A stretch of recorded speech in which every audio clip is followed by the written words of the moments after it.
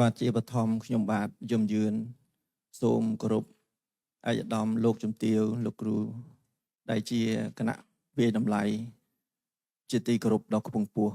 លោកគ្រូអ្នកគ្រូទាំងអស់ដែលមានវត្តមាននៅទីនេះជាទីគោរពរាប់អាន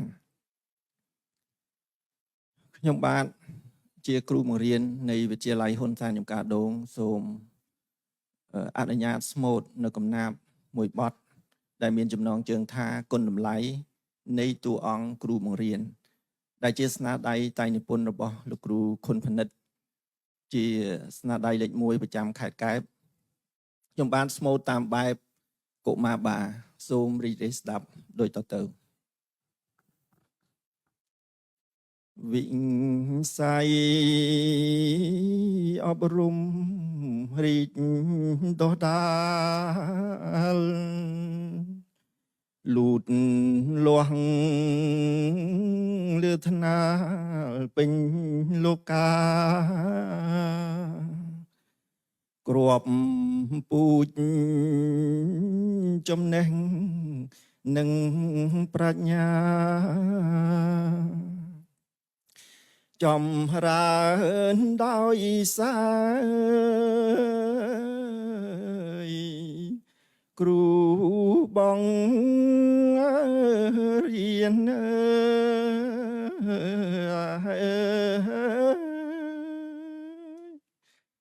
គ្រូផ្ដល់ពុទ្ធិពិតច្បាស់ច្បងពុទ្ធិចម្បងចងរបៀន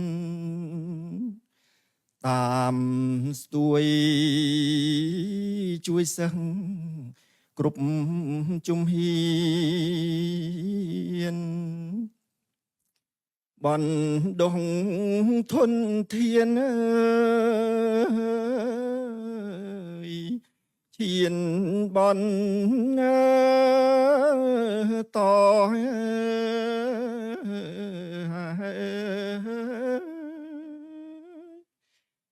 គ្រូអ្នកសាងគ្រឹះឲ្យរឹងមាំចិត្តស្នេហ៍ថែទាំខំលំអ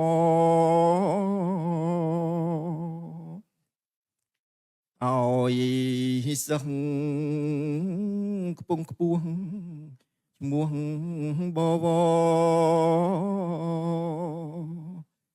ជាពល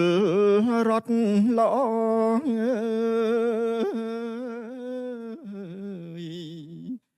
គ្រប់ប្រាណ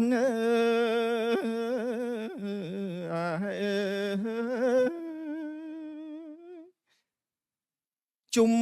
នាញចំណេះចេះពីគ្រូដោយឆ្លាក់គិតគូទាំងប៉ុន្មានប៉ះ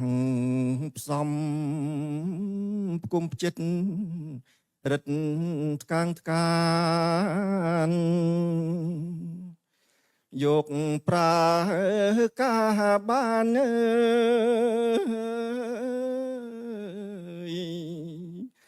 តាមមេត្រី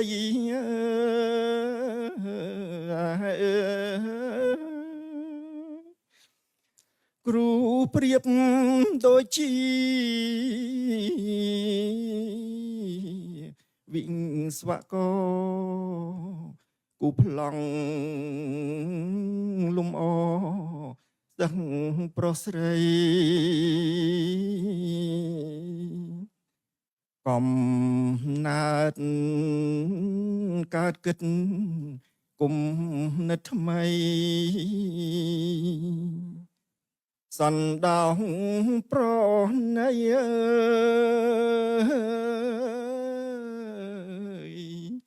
ដោយមេតា